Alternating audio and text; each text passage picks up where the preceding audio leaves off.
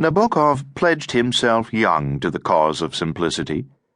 Not only The Russian Song, 1923, but many of the other early Russian poems express his love of simple, tender things.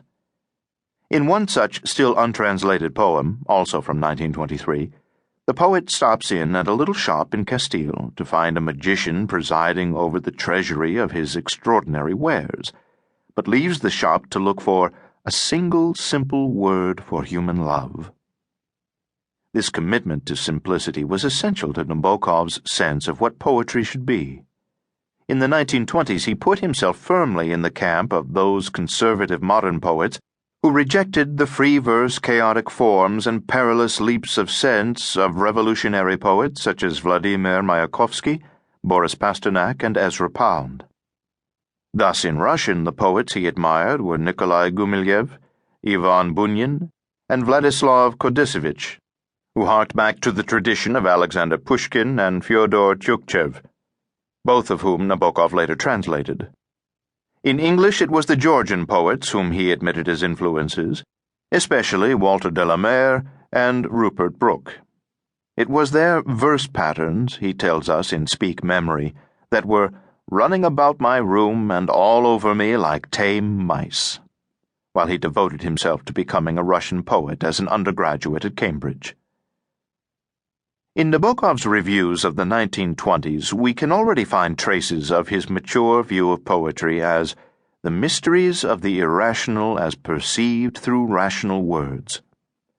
His key words of praise are clear or intelligible, ponyatny, and ochetливye, pure, chistye, harmonious or well-structured, stroyny, correct, pravilny, and perhaps most often, simple, prostye.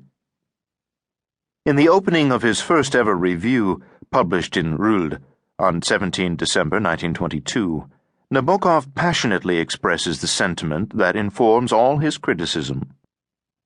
In our black days, when countless hooligan poetasters torture the Russian muse, it is sweet to open a booklet of simple and intelligible verses.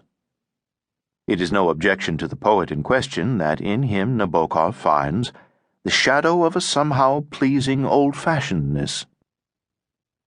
In another review, written nearly 5 years later on 31 August 1927, Nabokov praises another minor figure, whose quiet, modest poetry is, as it were, written not in emigration, but in a thicket of alder trees, in a miraculously unchanged leafy Russia, where there is no place for communist blockheads.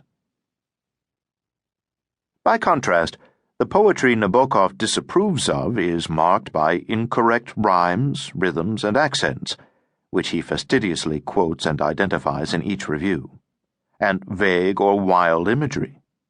It is, in short, careless, nebreznye, verbose, monogoslovnye, illiterate, bezgramotnye, and incomprehensible, bezodvesvienye. No 18th-century stickler for poetic decorum could be more unbending than the young Nabokov of these reviews. A comparison can be made with T.S. Eliot's criticism from the 1920s, with its equally anxious defense on the very rules of taste that he, like Nabokov, was arguably infringing in his own art. Like Eliot, Nabokov was also, however, quick to condemn poetry which, though correct, was boring, and, conversely, to recognize the value of poetic freedom. A full-scale attack on Pasternak's incomprehensibility is tempered by the clear acknowledgement of his talent with which the review begins. While in Vladislav Kodesevich, Nabokov identifies a wild, intelligent, shameless freedom plus correct, that is, in a certain sense, unfree rhythm. Even in Nabokov's earliest poems, an air of conventionality masks subtleties which would later unfold into those of his mature writing. The very first poem printed here, Music, written in that summer of 1914, when Nabokov first took to verse, may seem frigid and juvenile.